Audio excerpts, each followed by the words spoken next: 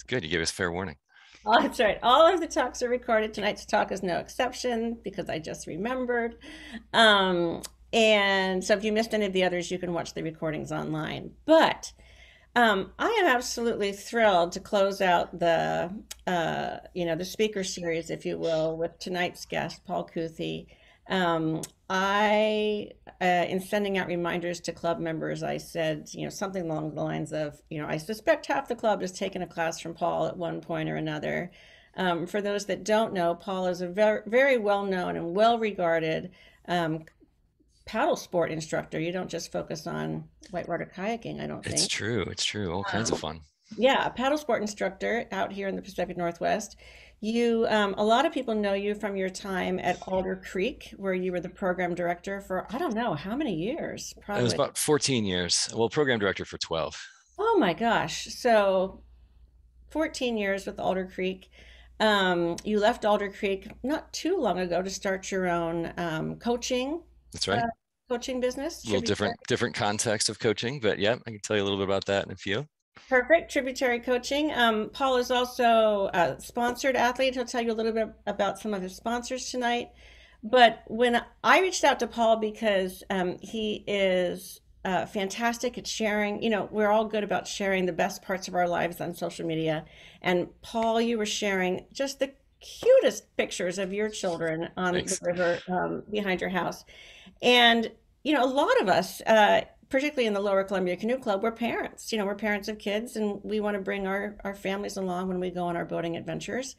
And even others of us, our age demographic is a little more advanced, are grandparents. And so I thought, this would be actually a perfect talk for the club to host, and a perfect way for us to maybe go back to basics, perhaps, as it relates to, what makes it fun for people to paddle? What do you need to keep in Right. mind as you're bringing new people into the sport? And so Yep. while I got in touch because you had adorable children, and while tonight's discussion is absolutely about teaching kids how to paddle, I'm guessing that a lot of what you share tonight will be relevant, whether we're trying to teach a friend or, you know, Yes, definitely. people who are kids at heart as well as kids. So with that, I want to hand it over to you. As is the case with all of the club's talks, feel free to be super active in the chat. You can ask questions as Paul goes along. I know Paul will have some questions for you as he goes along. So, Paul, Definitely. welcome. Thank you for joining us. Well, thank you so much. And thank you for all showing up tonight. I didn't realize I was the closer. It's like You extra are. pressure. Oh my gosh, I have to like do a good job. I did want to thank you, Deborah, for organizing and for pulling this all together. This talk series has been amazing. Happy International Women's Day to everybody. You and Teresa are two outstanding women in our community and leaders, and are a inspiration to see what is actually possible on a volunteer level for a community club in this sport. And it's a big part of what got me into the sport originally, is a strong community and club back in Missouri Whitewater Association. And so I have a soft spot in my heart for paddling clubs and all the positive impact they bring. So thank you for doing this. I'm going to share my screen and hopefully it comes through nice and clear. I have basically toiled over this presentation for hours and hours. It wasn't too bad. I actually do a lot of presenting for my normal sort of job. So this wasn't too bad to put together. I think I'm on my like 11 or 12 hour on Zoom today, but I will I will like be there and be for you here. But I wanted to give you guys a little look into like how to teach kids to paddle rivers, but also this stuff, like Deborah said, directly applies to all of us. We're all kids out there, and the things you learn about teaching paddling here will work on your friends, neighbors, relatives, significant others, whoever else you want to indoctrinate and enable into our beautiful sport.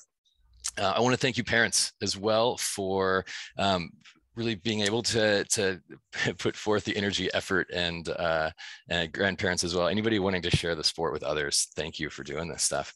Um, so I wanted to have you all start off by just reflecting for a moment. I want to give you a prompt.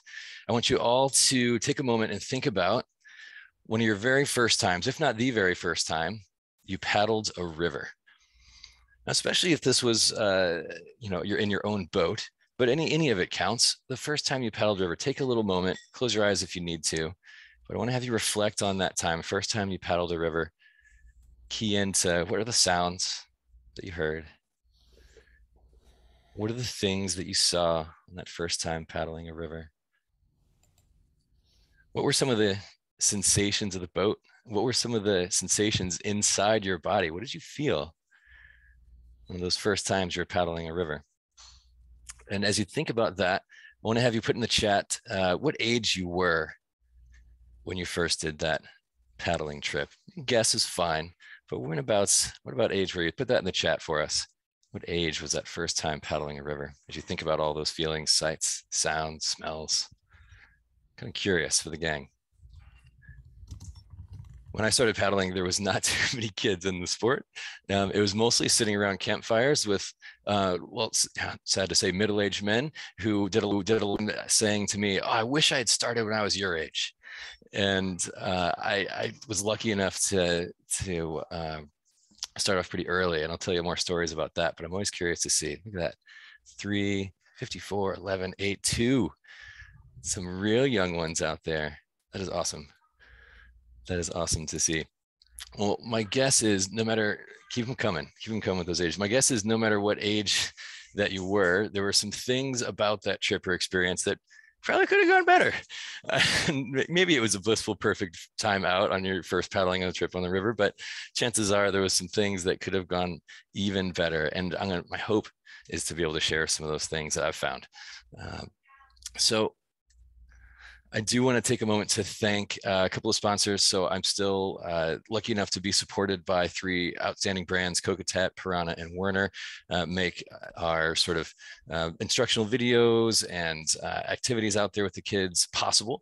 And so I wanted to take a moment for them. They're always supporting club events as well as regional events and in a variety of ways. So shout out to our sponsors on that front. But here's the problem. We all want to share the sport we love, but it has some serious challenges for anybody learning, but especially for the kiddos.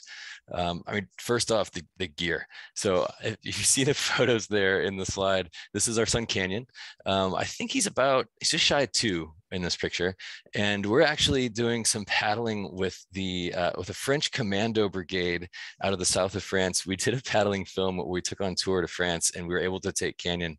And one of the stops was along this coastal town where the movie was about kayaking, and it featured an original kayak that was used to escape Nazi occupied France, actually. And they put the kayak in a war museum, and the kayak was featured in the film. But we came out and we wanted to go paddling with the French commandos. They wanted to show us their training area and how they do kayaking on the water. And so they didn't exactly have kid specific gear. As you notice, there's an adult life jacket on that kid, and they figured, he wanted to be extra safe. This is a kiddo, and they're like the military. So you might see they tied like an empty canteen jug to the back of his life jacket. When a lot of kids start, they don't exactly have the ideal gear in a lot of ways, and that can be a big hindrance. We're going to talk a little bit about that, but that's a real challenge, right? The fit of it, but also the availability and the cost, and the kids grow so fast. Why? You grow too fast. There's just a lot of times where the gear becomes really challenging for kiddos. There's also just the time commitment, right? Like they need time in the environment. That environment's not always accessible to all kids, especially. And beyond that, even if you had the environment, we happen to be fortunate enough to have a river quite close by. Sometimes their attention span just doesn't allow for that much time in the environment. Like we have to be really cognizant of kids' attention span on that front. There's accessibility to just the sport in general, especially for kids who maybe don't live really close to clean, free-flowing rivers. And then also just time is pulled in every different direction, especially for kids. Like you got sports, you got other friends, you got other cool stuff you want to go and do. And so that can be a real challenge. And then beyond that, there's like the physical and mental aspect of this. So like this is a sport that takes some level of physical ability, right? And so kids being smaller, sometimes not having as much stamina, getting cold faster. They're just size limitations on just physically paddling around the side of boats are all things we need to take into account and be thoughtful of. If they're not physically comfortable and able to do it, they're not going to be learning. And then comfort comes in two varieties. There's physical, but also mental comfort. And a lot of times kids will be sort of accused of being fearless. And sometimes they don't know any better. And some are quite fearless, but also some can be quite fearful out there. And it can be really challenging and intimidating to be on a bunch of water and not feel completely in control of the whole situation. So we have to be factoring in a lot of these challenges they're there for all of us. The kids don't realize the adults are scared too. We get scared on rivers, and we have to be able to really address that. I think it's one of the most undercoached and under sort of studied aspects of our sport, generally speaking. I love that. Jack says 10-year-old and a grumman with my dad. A story after my own heart. That's exactly how I started. A similar age, grumman with dad. Here's the deal. The river is a great teacher. If we make learning to paddle fun for kids, the sport and our rivers will thrive for generations to come. My hope is that if we get really good at this, these kids are going to have a vested interest and some real memories on these rivers, to the point where they're going to care about them. They're going to protect them. They're going to advocate for them. They're going to bring other kids out onto the river with them. And the way that we get people to care about these spaces that we all love is to have genuine, impactful memories and transformative experiences in those spaces, such that we're connected to them in such an integral way that we couldn't imagine our life without them. And so if this is really a talk about anything, it's about how to get kids to fall in love with the river, so that the rivers can continue to be in as good a condition as we've gotten them, and hopefully even better in the future. My question that I want to have everybody contemplate for a moment is, what if? What if more community members were skilled in teaching others to paddle? I'm curious what your thoughts are. Throw it in the chat. Like, what are some of the things, just a couple words each, maybe a couple of things you can think of. Like, what are the effects? What if more community members were genuinely really skilled at teaching other people to paddle? What sort of outcomes would we have? Short-term, long-term? Throw in the chat. I'm curious what people have as far as thoughts on this. What happens? Safer paddlers? Yeah, absolutely. Yeah, Pat says safer paddlers, more diversity, more paddlers out there, more river traffic, but better awareness and respect and maybe empathy. More people would be connected well to the rivers, better outcomes. There's a lot of really, really cool things that could happen if we get really, really good at this thing. What else do we have? It's not skill that's lacking, but willingness. Yeah, not just being good at it, but sometimes we're more willing to do something when we feel like we're good at it too. A lot of people are also willing, but they're like, I don't know, I don't want to screw it up, or I don't want to mess, because this is a really tender time, right? You can really turn people off to paddling if we don't do it right, whatever that means. Better connection to our native history. Love that. Lower drowning rate. Yes, please. Safer paddling environment. I mean, I don't know about you, but I'm going to be paddling these rivers hopefully for a long time. The more really good skilled paddlers we have out there, the safer I'm going to feel. That's for sure. It's self-serving in some regard, but there's a lot of good things that happen when this is improved.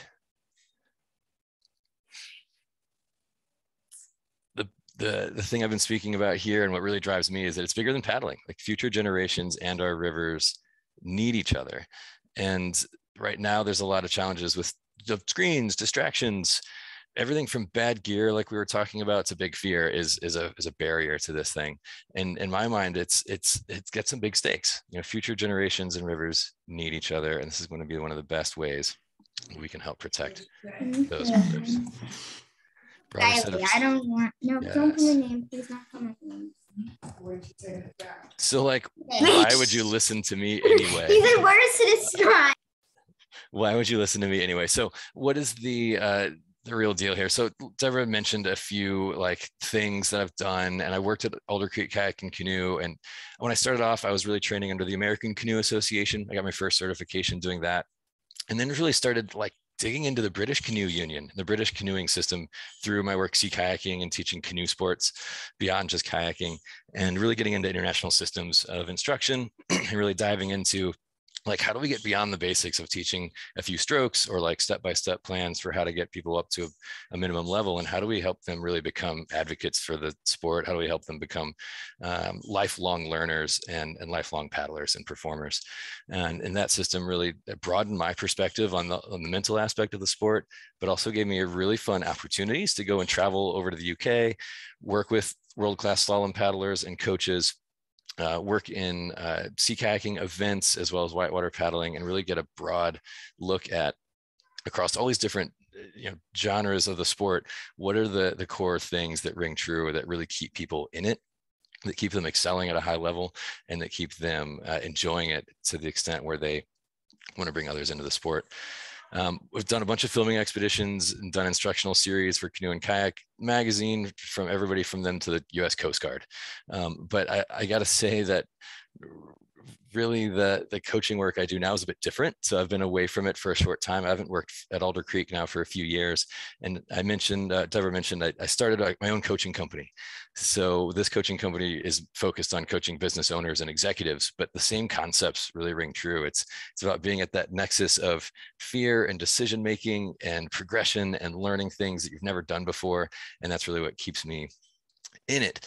But the real reason that I know that I'm qualified for this is because that's me. I was 12, maybe more like 11 in this picture, in my Perception Dancer. This was probably 1993, 94.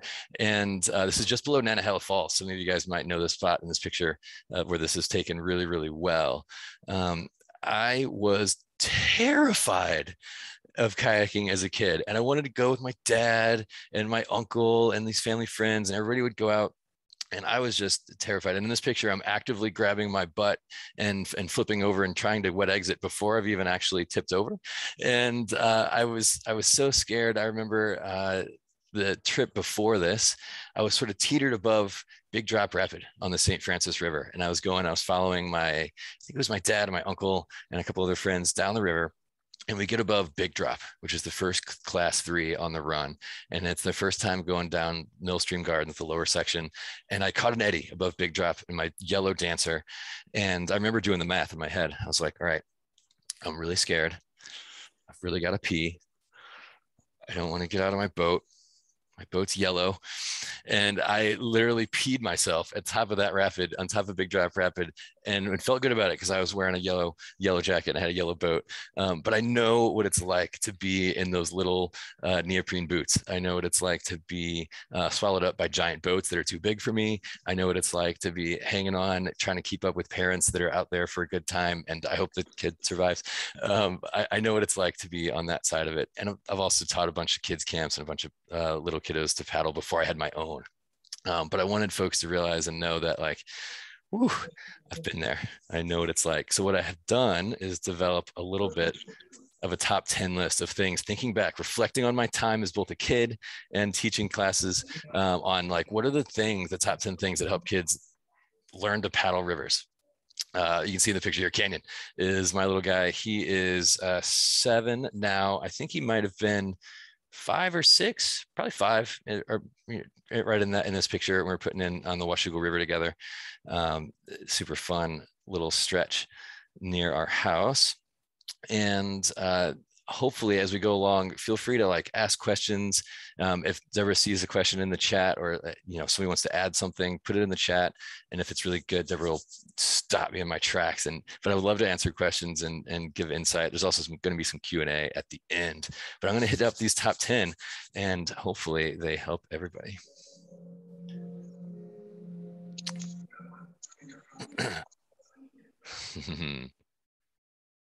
Comfort.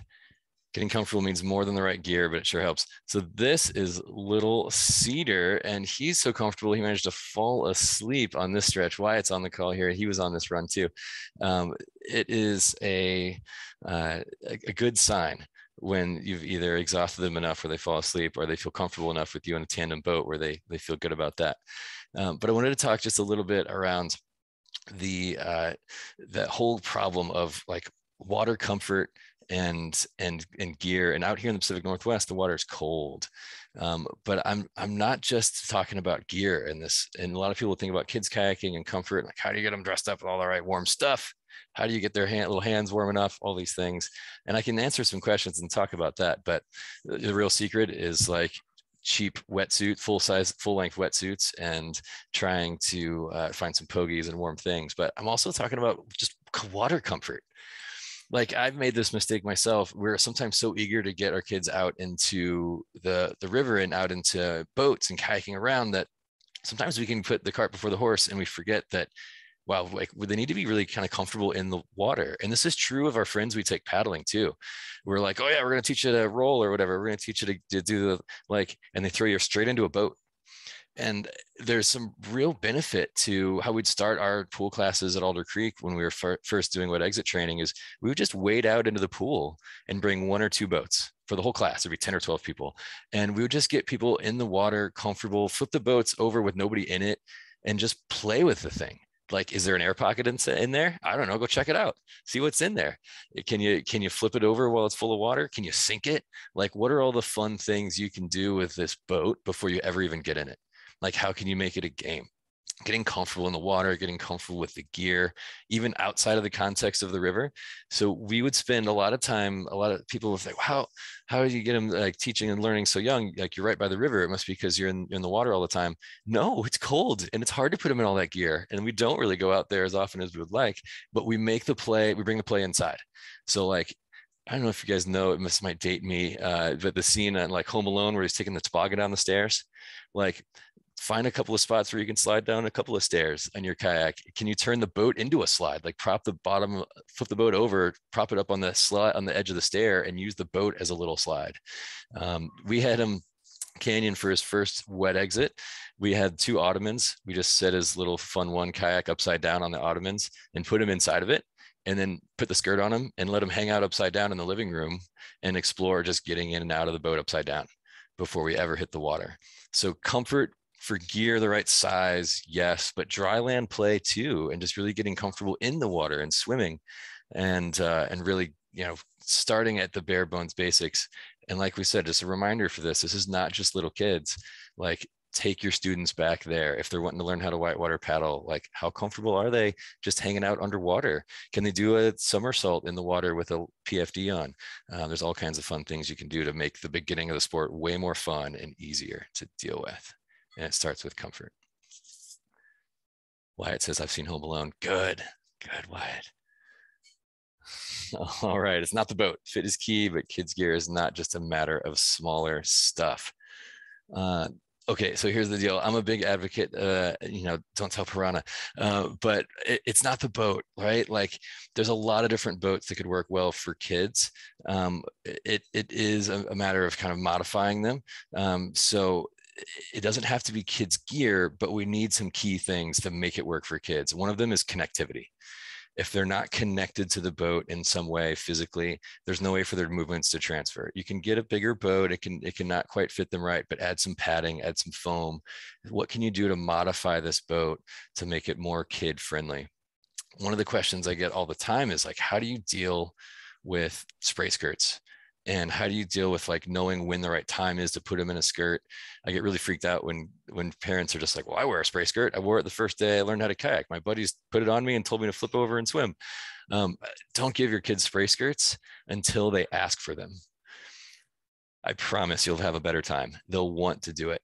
If you play games and splash around and their boat keeps filling with water, get them to empty it, teach them how to do that, and they will get tired of emptying their boat and they will ask you for a spray skirt. And at that point, now it's time to learn to use a spray skirt, and we can do that. But do we go straight to like a tight neoprene skirt?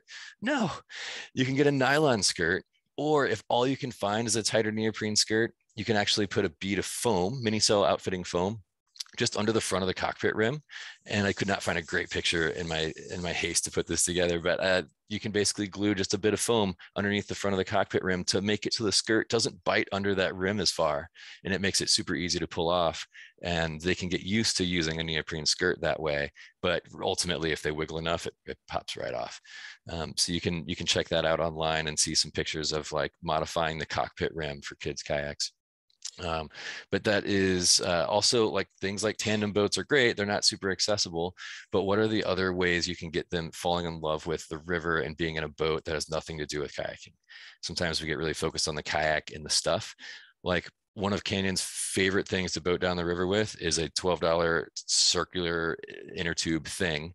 You hand him a paddle or a squirt gun, and the kid is loving just being on the river and moving around on the river somehow. He'll learn the limitations of that little round circle thing when he wants to move somewhere, and then he'll want a kayak. But don't be so focused on that. Rafts is a great way to start. I know why I got to start there. Inflatable kayaks are a great way to start. I started in canoes. We had a full fuel start with canoes. So those are great ways to get started, and don't be so focused on the gear and the boat. It's more about getting them in there. But once you do get a boat, connectivity, foot foam, padding it out, making sure it actually fits them is key. It's not about the destination, such is life, right? It's not about how far you make it, but rather the memories you make along the way. What I mean by that, it sounds very philosophical. This is a great photo from Neil Schulman. I didn't do it justice because it's a little fuzzy. It's much more crisp in my file, but it is often when we get on the river and we try to take the kids or other paddlers like where we normally go, and not that you have to take them. You don't try to take them into like class 4 or like super hard water or anything, but you're like, yeah. I remember paddling this as a beginner. It's just class 2. It'll be great. But you haven't sort of been on that as a little kid, and it's been a long time since you were on it even as a beginner. And often we get really focused on doing paddling trips and like getting from A to B. Our first canoeing trip was on the Columbia River Slough here locally. It's like a flat water, 3 foot deep, nothing little channel off the Columbia River, which is huge. But it was like, I can contain the scene enough where I could take my infant out canoeing for the very first time. Canyon was not even 1. And it was a big victory because we got out of sight of the car. I paddled far enough up the slough and it had a slight bend that we could actually, like, couldn't see the car where we started. And that was plenty. Like Canyon, I think, cried the whole time because his life jacket didn't fit right. And he was a baby and he was mad at it. And so we pulled over and had a little lunch, a little experience out there, and then came back. We didn't try to get very far. In fact, you might just find that teaching kids to paddle is really about finding a cool beach and a cool place where you can build sandcastles, having the boats available and convenient, and then taking small breaks to like go and play out in them, and then come back and have snacks and lunch, and then go out and play for a while and come back and build something on the beach. Make it about creating memories and just having fun doing it. This is, differently abled individuals for sure. This information, John mentioned, a lot of it crosses over to training differently abled individuals, adaptive paddling, paddle sports, all sorts of stuff can be taken from this. This is just good for anybody learning. Okay, so here's a universal truth I figured out at Alder Creek Kayak and Canoe teaching the kids camps. We would do week-long, they still do them, Yakutak kids camps in here in the Portland location. And you'd take basically 10 to 14-year-olds, usually 12 of them. We try to max out at 12, but there's always a few extra hanging on, siblings or a couple of extra people added to the mix. But we would, in a week, take them from never having kayaked quite often to running class 2 by Thursday, and then parent day is Friday. And they're like rolling and running class 2 in a week. And it's super awesome. And I figured out how to do it. Bribes. River treats make everything better sometimes. It doesn't always have to be food. I'm not advocating always rewarding with food, but I tell you what, if you have this cunning plan, or if every time I take Canyon whitewater kayaking, he gets river treats, he'll form this undeniable attachment in his brain, this association with kayaking. And it's like a Pavlovian sort of situation where I think he'll just start like mouth watering as soon as he puts on his kayaking helmet. But it's one of the best ways to turn a frown upside down. Like, take those little chocolate things from Halloween that are still hanging around, those little like fun sized chocolate bars, stuff your PFD full of them. And when somebody takes a swim, bam, awesome, good job swimming, here's some chocolate. Someone does a new skill or does something really fun, bam, throw some chocolate at them. If they're just tired, throw some chocolate at them. Like, it goes a long way, and you'd be amazed at what they're willing to do for the smallest piece of chocolate. Isn't that right, Wyatt? It really helps. It can really help turn a frown upside down when you're sitting on the side of the river after a swim. And this works for big kids too. Reward the swim, right? People are like downing booty beers, and I get it. Like, try to reward not swimming and rolling, but like, well, when you're learning, it's about making mistakes. It's about swimming all over the place and having fun, and it being in a safe way, in a safe context with a good crew. Reward the swim. Reward it with chocolate is a great way to go. But also, let them earn the new gear, right? Like a lot of parents are so excited to get them into stuff. Like, here's a new helmet, here's a new life jacket, here, take all this cool new stuff. Instead of using the gear as like a carrot to go kayaking, use the gear as like a reward for learning new skills. So for Canyon, he wasn't going to get his new boat until he could actually roll the old boat 3 times in a row. And he was real motivated to get that new boat. And so he was motivated to work on his roll. And so using that positive association and using some positive reinforcement and a little, some preparation, having some river treats and some things accessible, having some really good lunches and stuff while you're out there really, really helps. Sean's number 1 rule, always have snacks. Yes.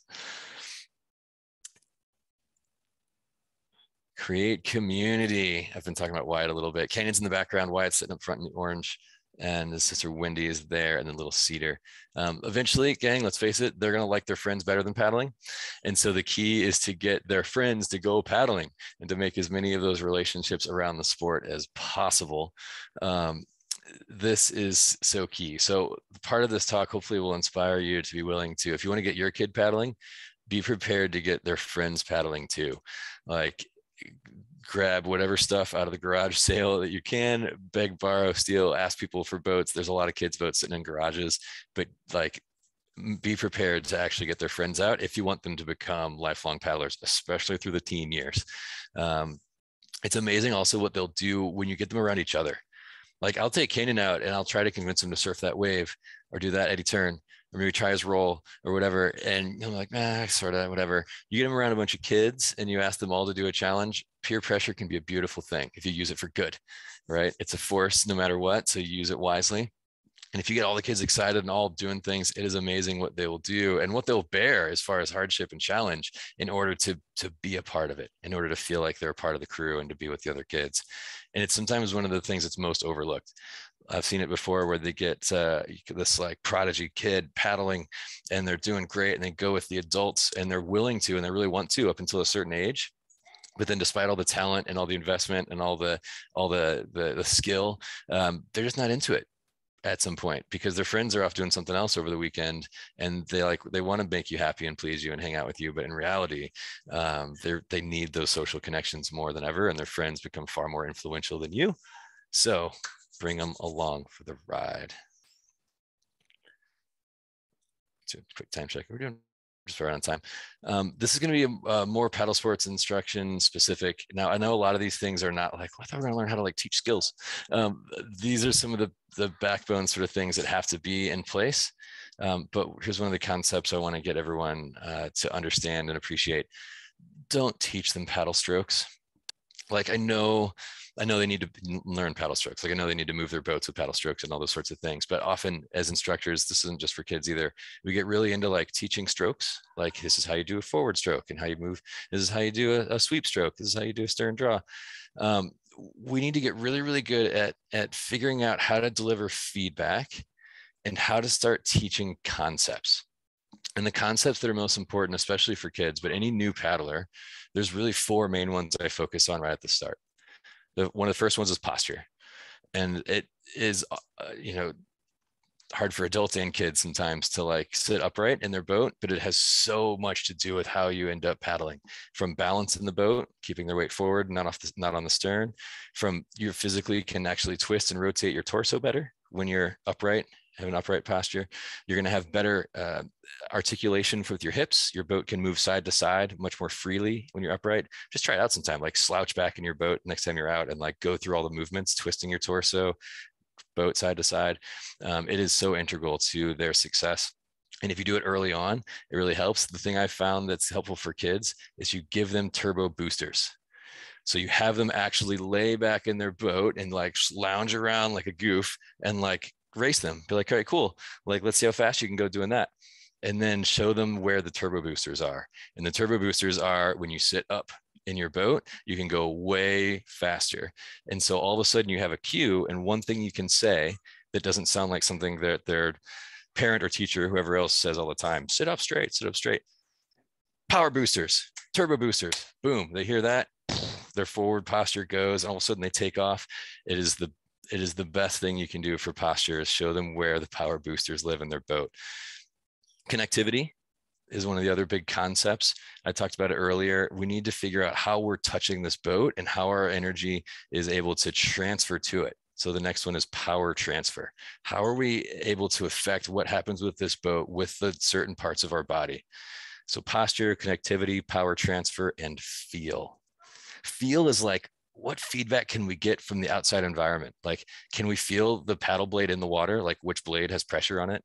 Can we feel how the boat is being pushed around by the water? Can we feel it being stable or not? How does it feel on edge? How does it feel flat? Really being tuned in to the feedback of what's going on around them. They will give their own feedback. They will learn how to move the boat really, really well, as long as you have them sitting upright. They're connected to the boat. They know how to transfer their energy into the boat, and they can have some feel for giving a sense for where they are and how they're doing. Now, if that's not enough, if you give them all those things and they don't just instantly become much better paddlers, we need to start giving them feedback. And I'm going to give you a really basic feedback framework that you can use, because often what happens is people give feedback based on the wrong thing. And we can talk about how to deliver good feedback, clear directions, timing, making sure they can hear you, not giving them feedback while they're actively performing the skill or whatever they're doing. But I'm going to give you 4 areas to analyze a performance through, a lens that you can look at any performance through, and identify which quadrant are we going to give feedback about. Because every time you have an athlete do a performance, whether that's just doing a paddle stroke, doing a roll, they pull out of an eddy, whatever it is, you're going to have to pick one thing to tell them that's going to make it the most improved possible. Because if you tell them more than one thing, they're not going to be able to do it on the next one. What's the one thing that's going to make the biggest improvement? And it's going to be in one of these 4 quadrants.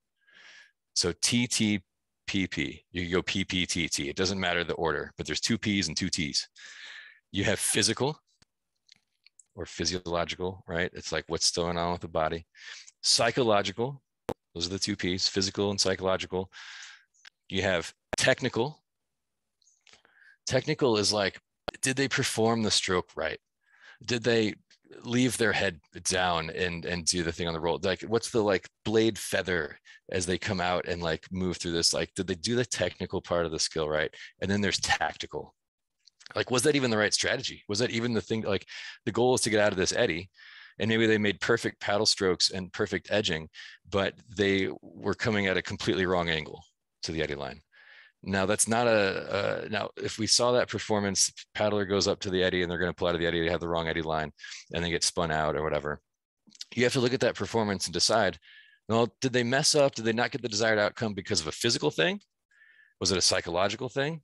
Was it a tactic thing, like the strategy was wrong? Or was it a technical thing? They just need to know how to do the skill differently or better. There's some combination. I know it's never just one thing, but we want to try and figure out which quadrant's going to be the most helpful.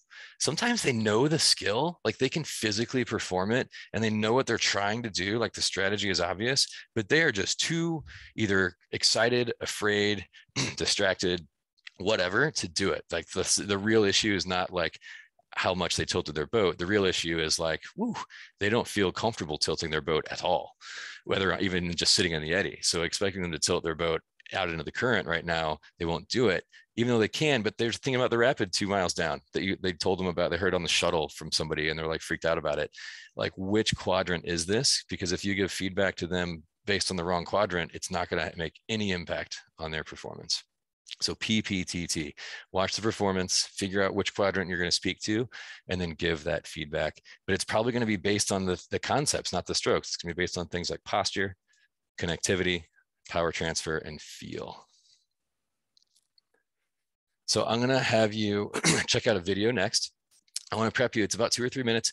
It's like going down the river together. It's Canyon and I. And I want to have you look for the elements that I always use to lead groups down the river. And this framework is an acronym. It's an acronym that actually spells something. It spells the word CLAP. CLAP. Some of you might have heard of it. Some of you might not have. Communication, line of sight, awareness, and position of usefulness. This is group management 101 on the river or going out with your friends to the bar. You need to have communication established. Like, do you have each other's numbers?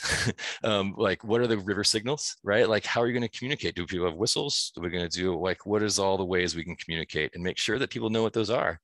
If you're taking a gaggle of kids out and all of a sudden you have a river signal that says Eddie out, but they've never heard of it, they don't know what that means. You do like something like this and they're like, yeah, party, woo, and they just take off down the river. It's not going to work. So we have to have our communication figured out. Line of sight. Line of sight is basically, can you see each other? You know, are you managing the group close enough? Can you get there should the worst case happen? Like, how long do you want them to be underwater? How long is it going to take you to get there, get their head above water, that sort of thing. Awareness is the A. So like, are you aware of all of the hazards? Have you made them aware of the environment enough? What is the awareness of the group for what's going on? I want you to, when you watch this video, look for these elements. P is positioning, position of maximum usefulness. So have I put myself, when you're thinking, when you're paddling down the river with a group or with kiddos or whoever, where should I be right now? Like, if the most likely thing should go wrong, not the craziest, biggest thing to go wrong, but like most likely, where do I want to be? Maybe I should be there. Thinking ahead, where am I positioning myself in relation to the paddler? And often we think when we're leading rivers, we need to be out front leading them. But I want you to watch this video and just observe some of these things: communication, line of sight, awareness, positioning. I'm just going to pause right here for a second. Are you able to hear the video? Yeah.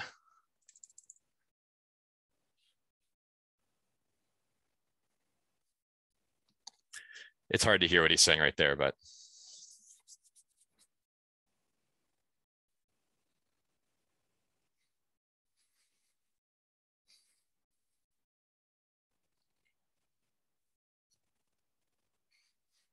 So far what we're seeing is, you can see it, but no audio. Okay.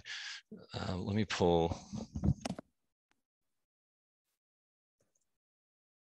you hear me now? Should be able to hear this next bit. Just pull my earphones off. So far what's happened is going into the intro of the rapid, and he started asking me about what the line should be. Where should I go? And I said, just go where it looks fun. We want to point positive, right? And we want to make sure that we tell him where to go. I know that there's a couple of waves and holes and things to avoid down here, but I know that he'll see it when he needs to see it, and I don't need to freak him out, but I want him to remember that it's supposed to be fun, and we're going to put it in the context of that. And I want him to choose. I want him to have the power of choice of his line. So go where it looks fun. If it looks fun to go to the easy side on the left on this, great. I want him to go there. If it looks fun to crash through the big waves, I want him to go there. That's fine. But I wanted him to pick his own line and pick where it looked fun. Keep paddling hard. Yeah. Go fast. Speed, speed, speed. Nice paddling. Keep paddling. Woohoo. Okay, how was that? That was fun? Give me a thumbs up. Give me a thumbs up. How was that? What did you say? You didn't think you could do it? You could do it. Come on, let's go. We got more rapids to run. We're coming down to the house. Remember the line for down here? We want to start middle and then go right. So we're coming down to the house? Yeah. That was fast, wasn't it?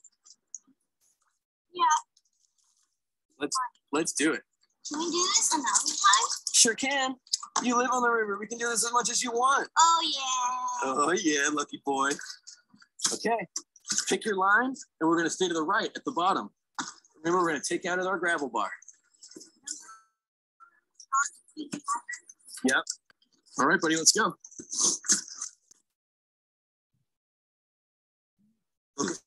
Thinking about it for a second. So far, we have basically entered one rapid, now we're going to the next. The takeout's down here. It's a bit of an exciting part coming up, and I want to really pay attention to that. Communication, line of sight, awareness, position. Where to go?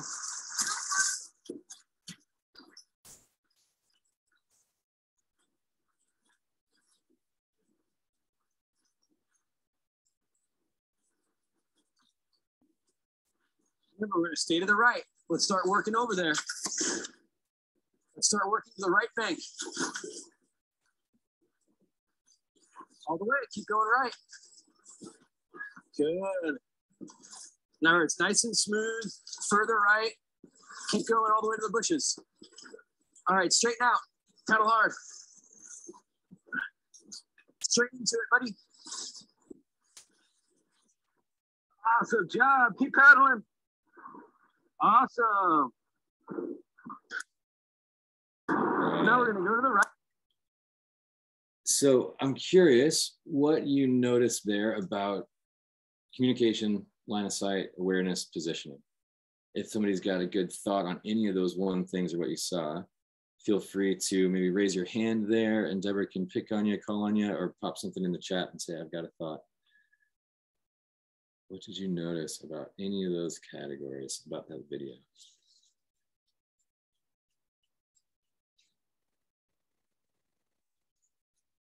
Oh, I know somebody's got a thought out there. Did it seem, oh, Axel, unmute there. Axel, let us know what you saw, what your...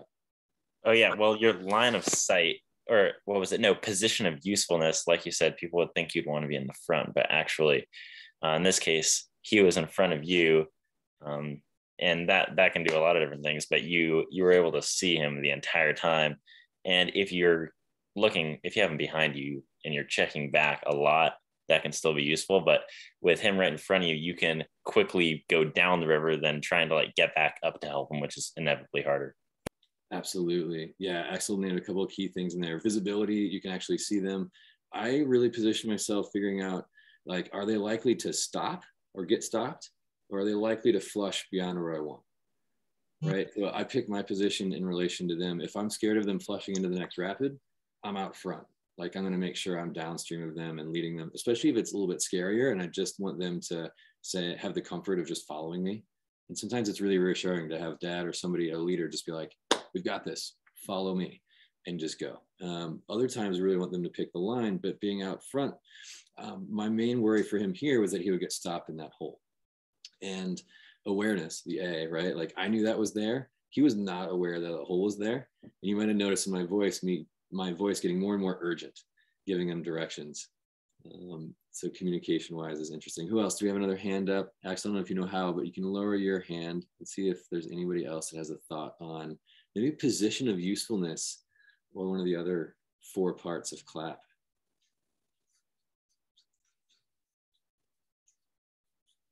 One thing you'll notice is my positioning here. We're going to take a look at the rest of this. Check out positioning. So we talked about being behind him. I was able to push him through the hole, which is convenient.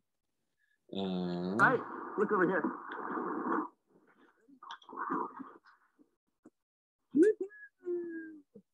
Paddle to the right into the bank. You see Wally Gator? Nice one. You went right through a big hole, dude. That was cool. So you see how I shifted from being behind him to in front of him when it was time to eddy out?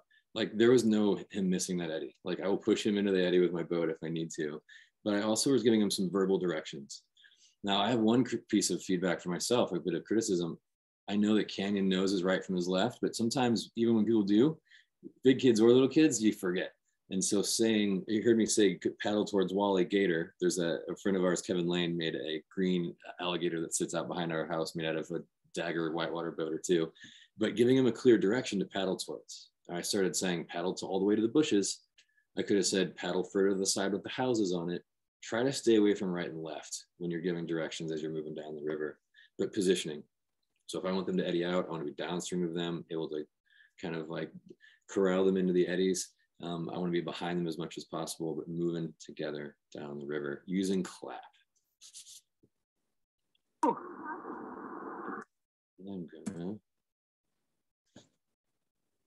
move on to this one just to make sure we have good timing here. So I was able to pick up a bit of wisdom from the preschool teacher at Canyon's preschool, who I found to be a genius. Mr. Joe is his name. And he said something that was incredible to me one day, that we were going through a lot of transition, new baby brother, some hospital visits, lots of stuff going on, real chaotic. And he said, Paul, kids need 3 things. They need to have some ability to predict what's going to happen. They need lots of love, and they need power of choice. And when one of those is out of balance, or they don't have the availability of one of those, you need to double down on the other 2. And all of a sudden I started giving Canyon a ton more choices. and lots of extra love when things got chaotic in our world. And I saw a marked change, less acting out at school, a lot more just calm nature. And it's true on the river too. Like, it really helps for them to know what's coming. So talking through the day, like, what are you going to do before you get on the river, after the river, where are we going to dinner?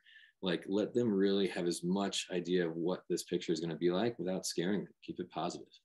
Lots of love and encouragement seems obvious, but when you don't have predictability, maybe you're on a new run, give them extra choices, give them extra love, like choices that are not even necessary, but give them as much of that power of choice as possible, and it will help compensate for the lack of predictability. It's really a trifecta. The other little thing I found really important here was I've had to like really change my behavior here and really figure out what to praise. And instead of praising outcome or performance, I've started really trying to praise determination and curiosity. Like, when he wants to try a new move, like, that's the thing I praise, as opposed to him nailing it and getting it on the first try. I'd rather him be determined and persevere and get through that, because why do we do any sports as kids? It's to learn to be better adults and to explore our own tendencies there and build confidence and build that determination. And so I've really been trying to focus on my praise being in those areas instead of the outcome, and really emphasizing mistakes are part of it. But one of the biggest things that I think was most helpful, and the thing I have to continue to remind myself, is asking them how they feel when they've done a really good job. So instead of me saying, I'm so proud of you, and having them set up to be pleasing me in order to be out there to make dad proud, I'm not interested in that. So what I've started really doing and being mindful of is asking them, how do you feel having done that? Are you proud of yourself right now?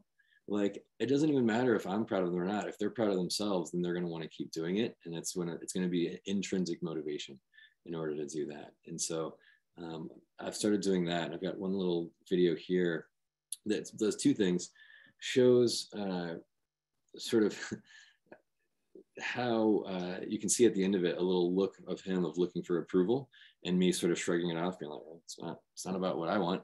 But also this kind of shows the power of what's possible when you implement some of these things. This is Canyon rolling at 5 years old. All right, buddy, whenever you're ready.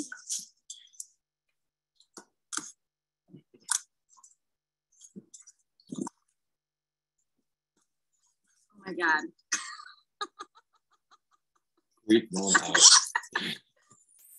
Oh my God, Canyon.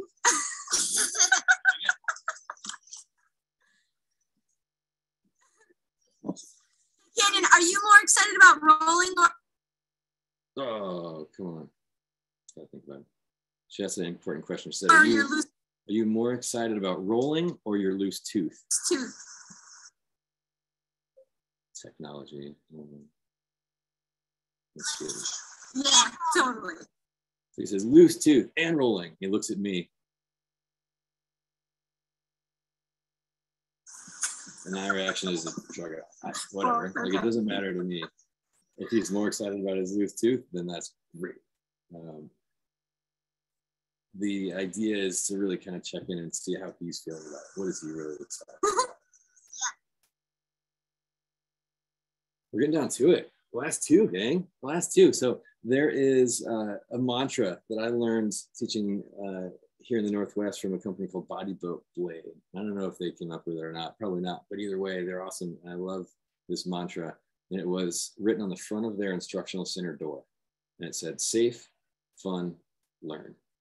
In that order, right? And the idea with this, if you're going to teach anybody, it's to get them into a play mode. Your brain is more engaged and ready to learn than when you're in a play mode than any other mode, whether it's fear or excitement. If you're in the mode of playing, your brain is primed to learn. And so make it about keeping them really safe and having a ton of fun, and they will learn by default. They're sponges. And we often put learning in front, and we start to make them have a lot less fun, and maybe even put them at risk because we want them to learn this thing. We need to just say fun, learn in that order. Bring water guns, bring tennis balls, bring frisbees, play games. Like, what's your favorite game you played as a kid in summer camp? Can you make that a kayaking game? Like, what are all the different ways you can play? and have a great time out there. And the learning really does take care of itself. Paul, one question from someone in the audience was wondering how long Canyon had been boating or playing around in boats before the roll video. Yeah, that's a good question. So since he was a baby, you saw the first picture of the little kid's like legs sticking out from under the blanket in the canoe. We had him really playing and being around boats as a little baby. It started almost immediately with just putting his baby blanket in the seat of the boat and letting him hang out, chew on the boat a little while, whatever. Doing skits and having fun. Like we got a big blue cloth from the fabric store, the craft store or whatever. It looks kind of like water. And we started just setting that thing up on the stairs or propping up on a couple of tall chairs and get little kayakers or have them whittle little kayakers or make little boats and just send them down the blue cloth and just play and role play and use their little like whatever monster truck toy to like run shuttle and like run through, like get them out scouting, show them rapids on the river on that little blue sheet, but make it fun and just make it play. It's a great question. Brooks, how do you help a kid overcome fear of cold water, even if they're wearing a full wetsuit and won't want to get in the water? It is exposure therapy, right? So it's little steps and getting them sometimes even in the wetsuit in warm water. So he doesn't associate the wetsuit with cold water. Like it might not be necessary in an indoor pool or going to one of the kayak pool nights around or whatever, but have him practice wearing the wetsuit even when it's warm. And if he gets warm in the pool, then get him underwater and have him play there. And some of it is also the positive association. So getting out in cold water, not for the purpose of kayaking, but just playing in it, like wetsuit up and then go build little mini rapids and send little wooden floaty boats through where you never even get in a boat, but you're just playing in the river and getting cold and splashing around. And if you have them engaged enough, they forget all about being cold. It's a great question from Brooks. So I'm going to pause this. It's pretty short, but it is the number one thing, which is to leave them wanting more. And I could go on all night, but we're right about at time. And I want to leave you wanting a little more, but I just wanted you to watch this quick video, an example of that.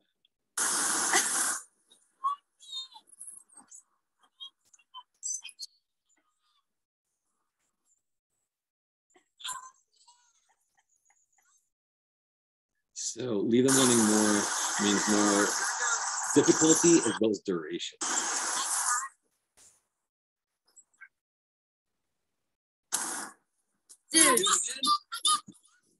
And Danny says, and we know what we did? We stopped right there. We were done. Because if you end while they still want more, they might want to come back and do it again. And if they come back and do it again, they might get better at it and want to do it even more. So here's where I get to call you to action. What can you do with this information? How can we move forward? One of them is to just get out with the kids. Like take your kids' friends paddling somewhere, maybe somewhere really easy you feel comfortable with that. Maybe it's just a lake, it's okay. You could shadow a class. You could observe a class run by a certified coach and pick up some more tips and just get more time giving that feedback to students on a one-to-one basis and just kind of listen in on the feedback they give. You can go play together, like take a new paddler out and apply this stuff, big kid or little kid, or either way. Take the time, take the willingness to take folks out. It'll benefit all of us. Get certified yourself. My own paddling got a whole lot better when I got my first ACA certification because I was all of a sudden aware and conscious of some of the things I was doing wrong. I started filming myself paddling as part of that certification. And I realized I paddled differently when I was being filmed by an instructor. Like maybe I should just paddle like that all the time. Like why the distinction? But it was getting certified that really helped my own paddling, but then also gave me a lot of input for others.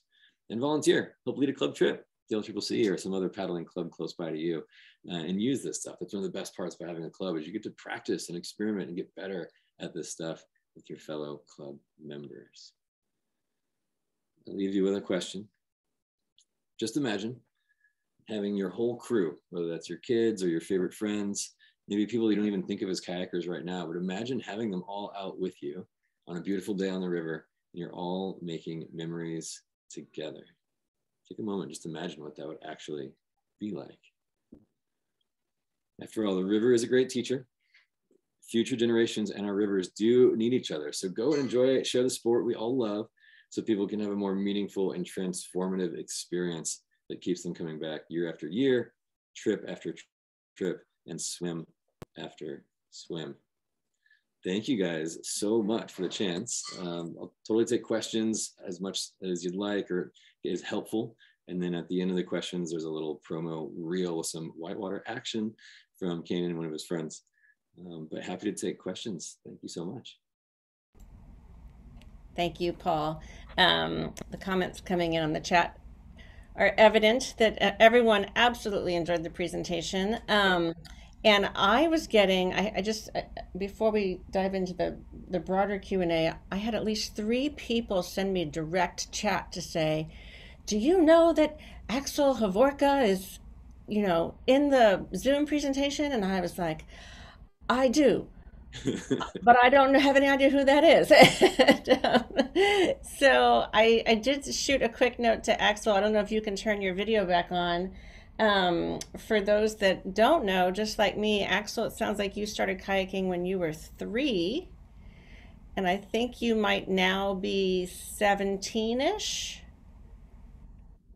Yes, that is correct. I mean, technically, my first time in a boat, I was around 3 with my dad. None of us really knew what we were doing. We were down at home river, my hometown of Virgin or Springdale, Utah, on the Virgin River.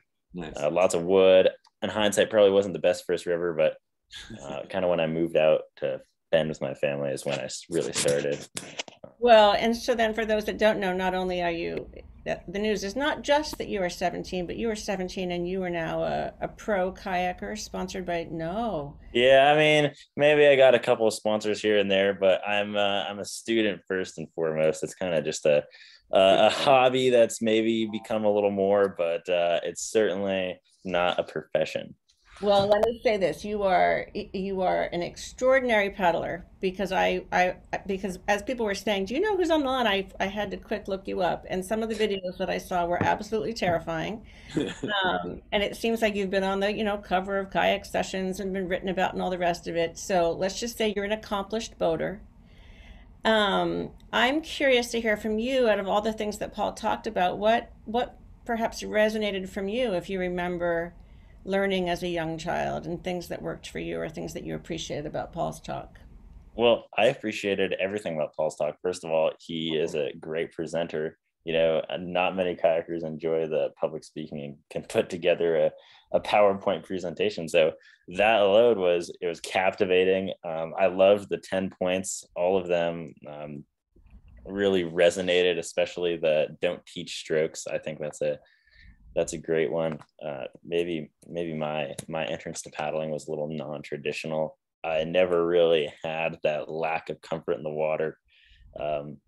And I also didn't have my family who were huge paddlers by any stretch of the imagination. I just had a lot of great friends and was in the right place at the right time, but just people who wanted to go out on the river with me, sort of take me under their wing. I had a great group of friends here in Bend who I actually met through a climbing team, and they were all paddlers. So just having people to go out with, it was hard to meet people my own age, but just, having people that are willing to go with you and teach you the best practices. And maybe by the point that I met all of my friends I have now, I was maybe a little older, like 10 or 11. So they treated me maybe less as a kid and more as just another paddler on the river. And I think that helped me too. But certainly what Paul said about trying to overcome and get people comfortable.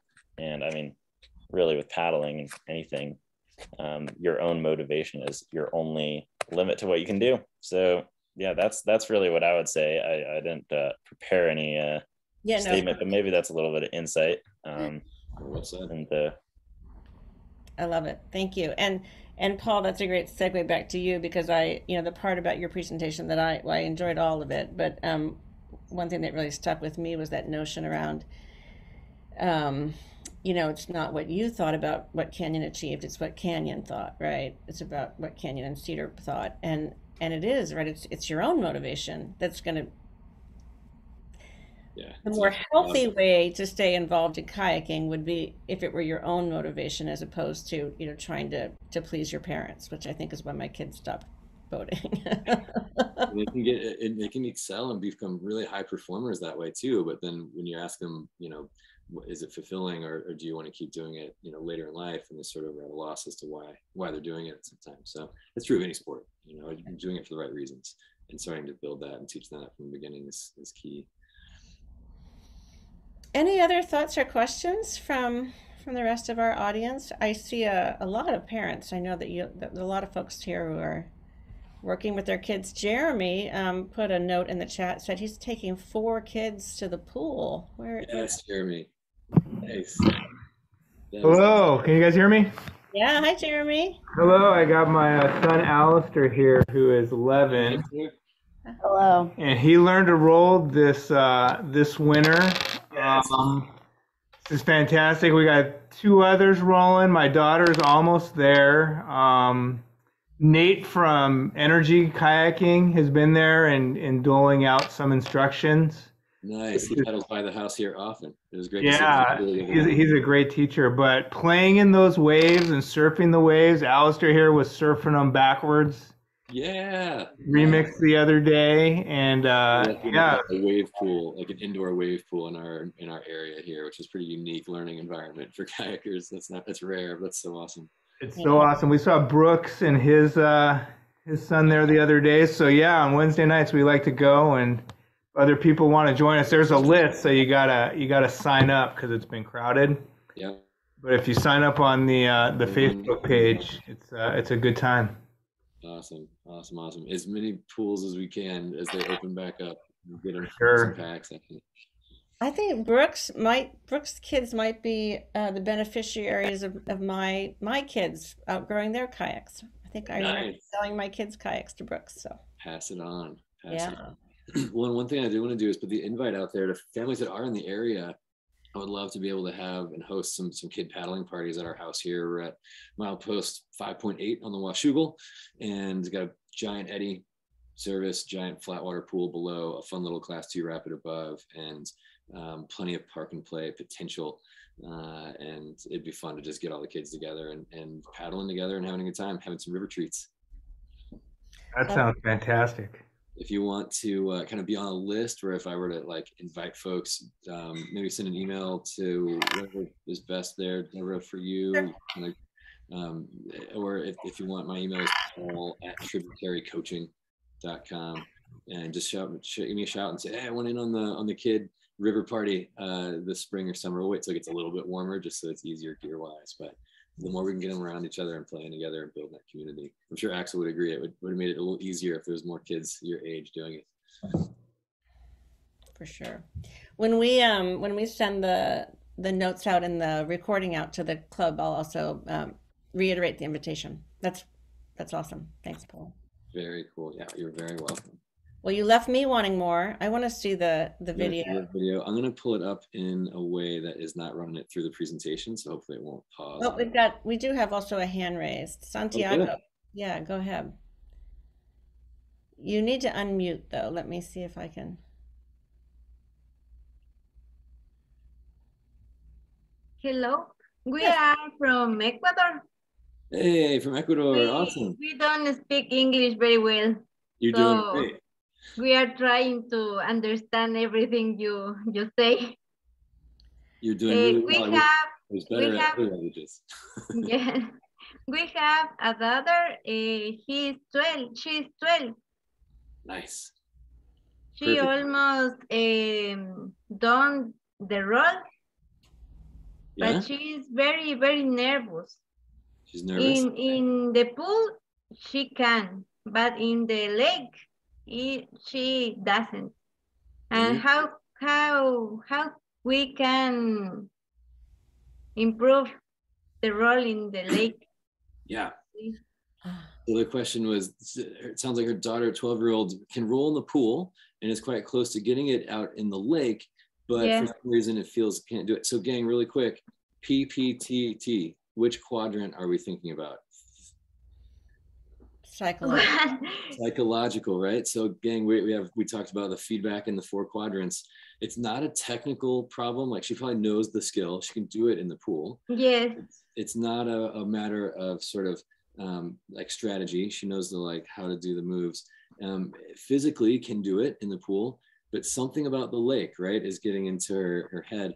And where I would start with is making sure that she feels comfortable playing and putting her head underwater in the lake without the boat, and then working up from there.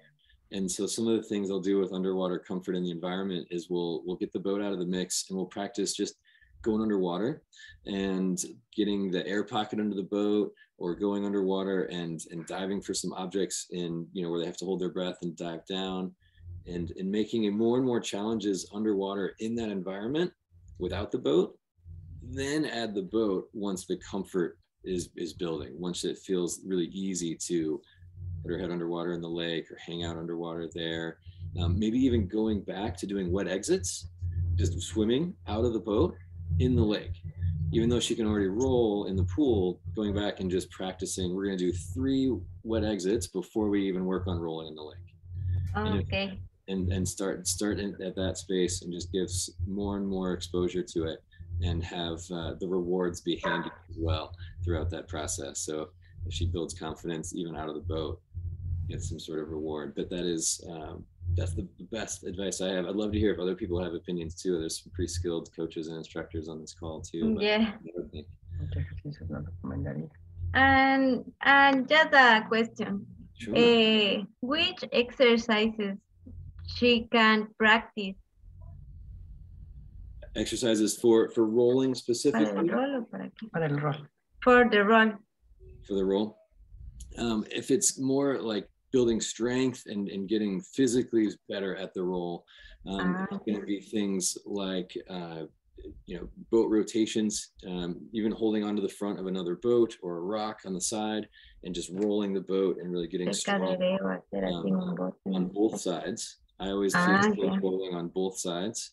It's a little longer progression, but then they end up with a natural roll on both sides. They don't have an on side and an off side. There's no off side. There's just the other side. Yeah.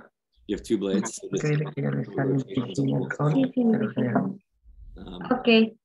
Those are some of the best, and really emphasizing the feel of the paddle too. So doing some drills where she slices the paddle and gets some slices, blade articulation, or like blade change and feel would be a good one. So that she can feel underwater and she can't see it, how to correct that blade while it's sweeps. So being above water and playing with stroke drills that have her slicing and moving the paddle through the water in different ways like that. Okay, thank you. Good questions. Thank you for the questions all the way from Ecuador. Nice job. Thank you for participating. Thank you.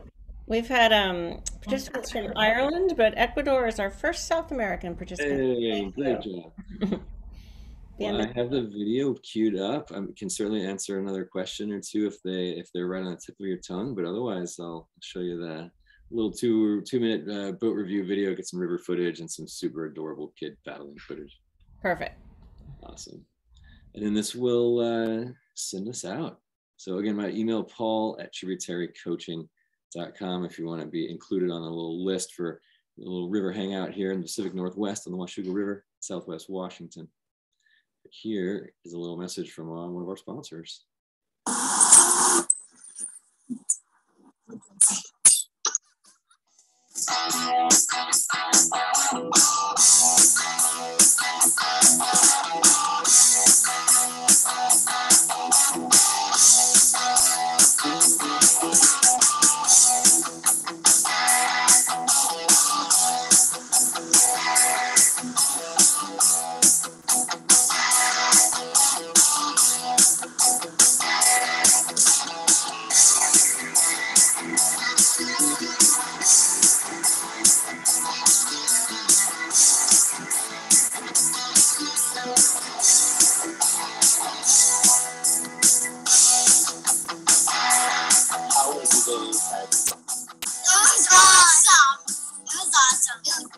What was fun about it?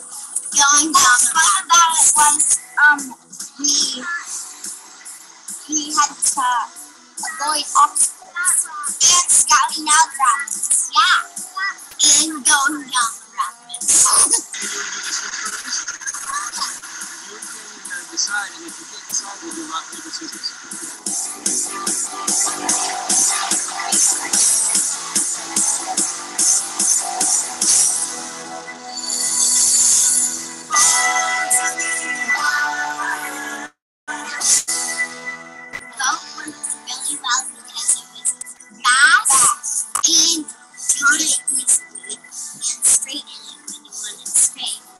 handles are very comfortable.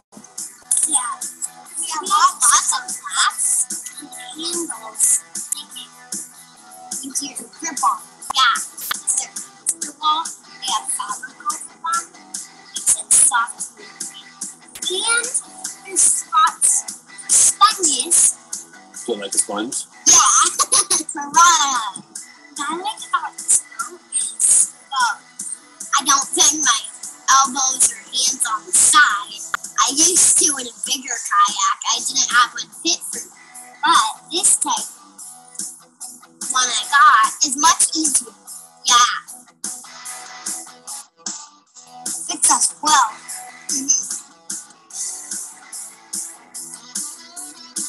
The part I like is the front and back because it helps you go really fast. It's really comfy seats. Yeah. This boat feels easy to roll. First, you have to do some practice drills. Set up where you all the way Candy's favorite rolling tip.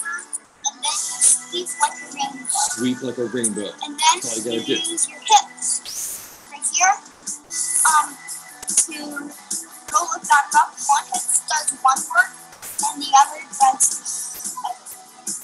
When I roll this boat, it feels exciting to me. Fun! I love my Piranha Rebel!